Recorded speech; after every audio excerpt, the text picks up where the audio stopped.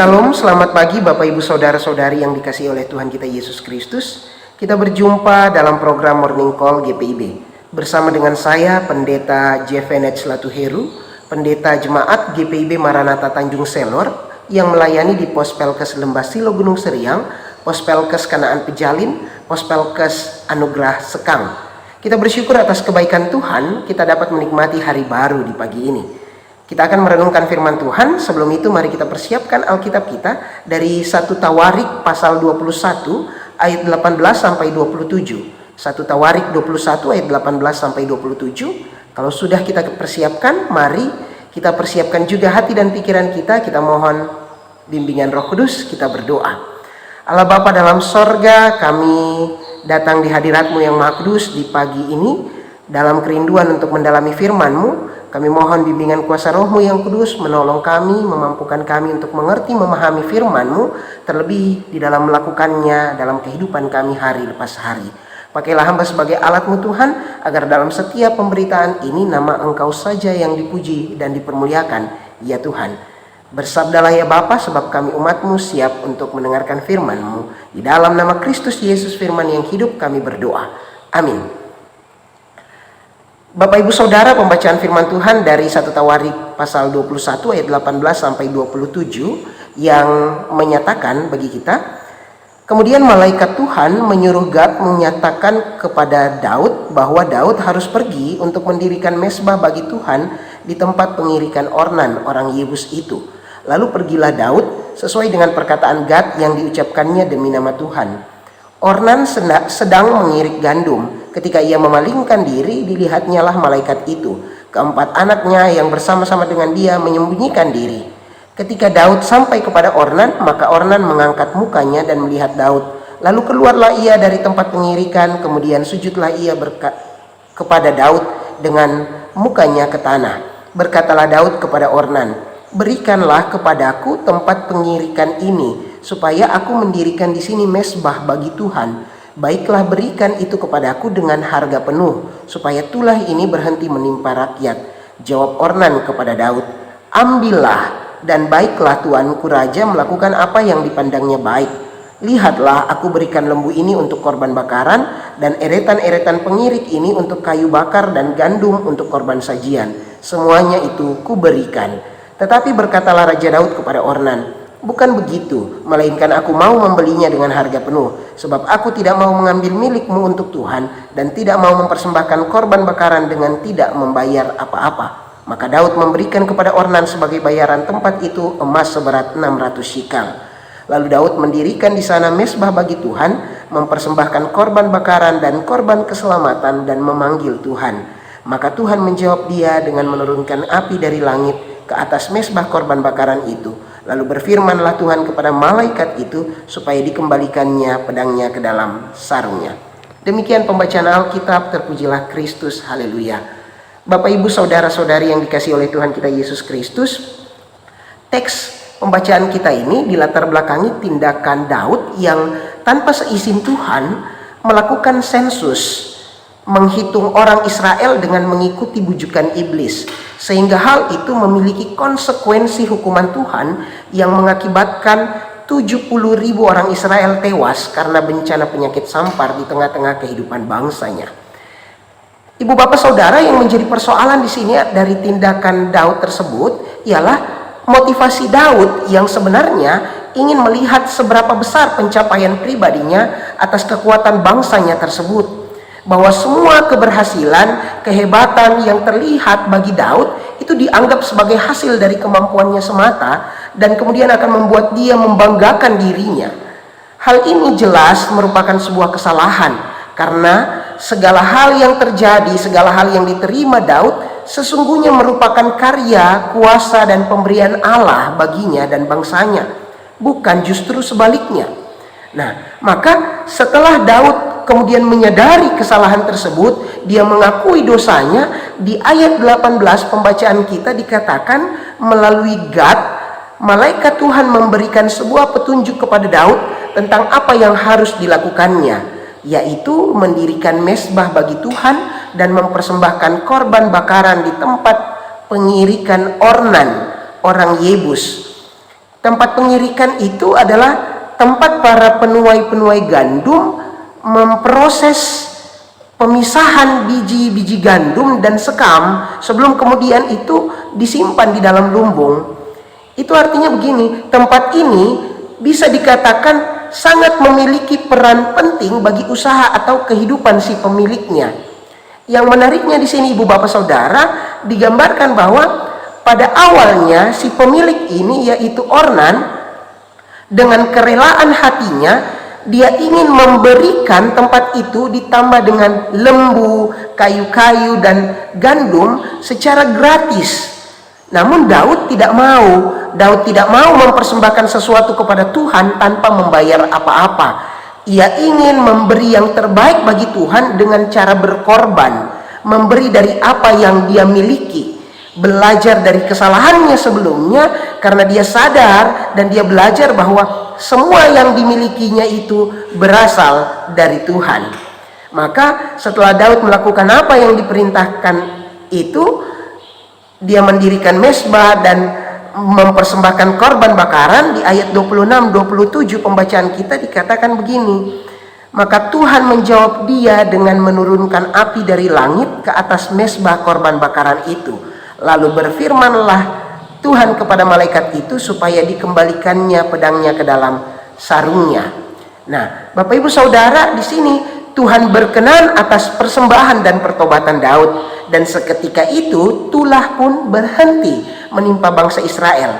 Yang mau dikatakan di sini bahwa di tempat pengirikan itu, di tempat mezbah itu didirikan, pertobatan dan persembahan diberikan kepada Tuhan, pemulihan dinyatakan oleh Tuhan bagi Daud dan bangsanya ini. Lalu Bapak Ibu Saudara, apa yang kemudian menjadi relevansi di dalam kehidupan beriman kita? Yang pertama saya mau bagikan bagi kita, Tuhan tahu setiap bagian kehidupan kita. Dia bahkan tahu akan segala keterbatasan dan kekurangan kita, dan dia mau menyatakan kasih dan pengampunannya itu bagi kita umatnya. Ini tidak berarti kemudian kita dapat hidup berkanjang di dalam dosa, tetapi sebaliknya kita mengandalkan kasih itu untuk kemudian menata hidup yang lebih baik lagi ke depannya. Bahwa kesediaan Daud untuk menyadari dan kemudian dia mengakui kesalahan serta dia bertobat dari pelanggarannya dengan sebuah tindakan nyata pertobatannya itu menjadi contoh dan pembelajaran bagi setiap kita untuk kemudian tidak memandang remeh dan bahkan kompromi dengan perbuatan-perbuatan yang tidak sesuai dengan kehendak Tuhan, dan bahkan memandang berharga kasih Tuhan itu melalui ketaatan di dalam setiap kesempatan demi kesempatan yang diberikan Tuhan kepada kita, untuk kemudian kita memulihkan hidup yang semula keliru, untuk kemudian diperbaiki dan berubah menjadi lebih baik lagi. Bahwa sebuah tindakan pertobatan menjadi sebuah gambaran nyata perubahan seseorang yang sungguh mau taat dan menghargai sebuah kasih dan pengampunan yang diberikan Tuhan. Dan itu menjadi proses untuk kemudian kita mengalami pemulihan dari Tuhan. Dan ingatlah, melalui setiap proses demi proses tersebut, Tuhan mau agar setiap kita bergantung sepenuhnya kepadanya. Yang kedua, Ibu Bapak Saudara, kita belajar dari pribadi seorang Ornan ini, seorang yang memiliki tempat pengirikan.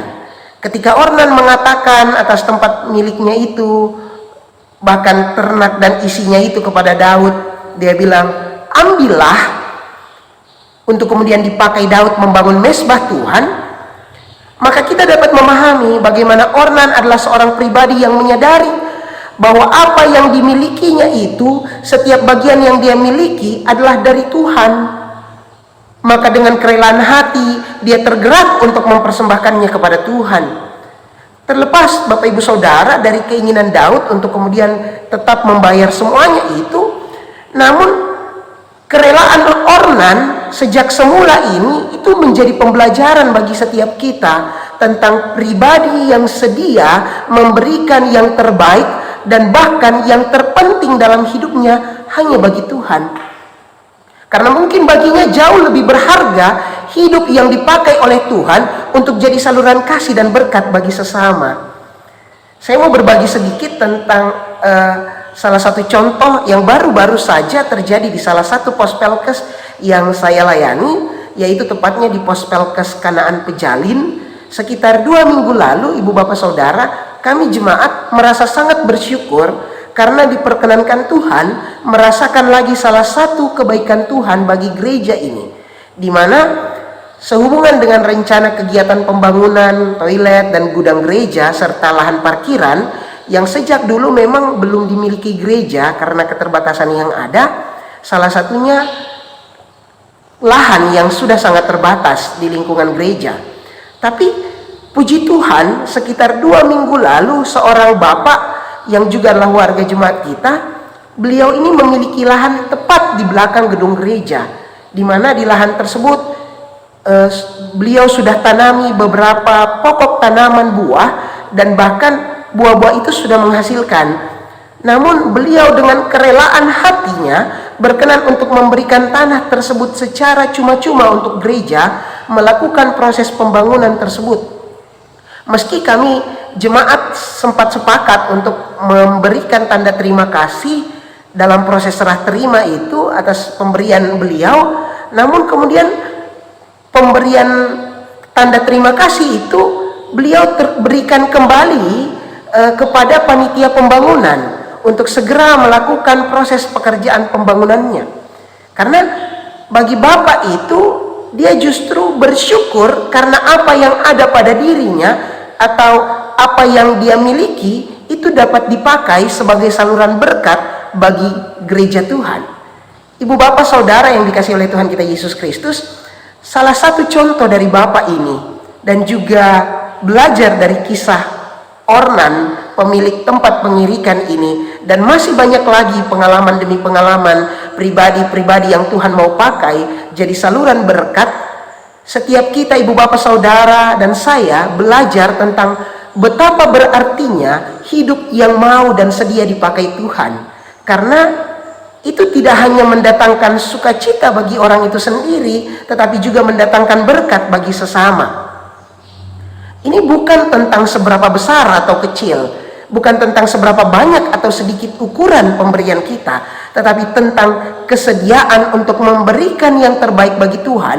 Bahkan jika diri ini mau dipakainya, kenapa tidak? Kita memuliakan Tuhan dengan hidup kita melalui kerja dan pelayanan yang dipercayakan olehnya. Oleh karena itu ibu bapak saudara, mari dengan kesempatan yang dianugerahkannya kita manfaatkan sebaik mungkin untuk memperbaiki diri dan juga memberi diri dan hidup kita kiranya dapat menjadi tempat di mana mesbah Tuhan itu didirikan, agar melalui hidup kita yang diperbaharui dan dipakai itu, kita dan sesama kita merasakan dan mengalami perjumpaan senantiasa dengan Tuhan yang memulihkan dan memberkati. Terpujilah Kristus. Amin. Bapak ibu saudara, mari kita berdoa.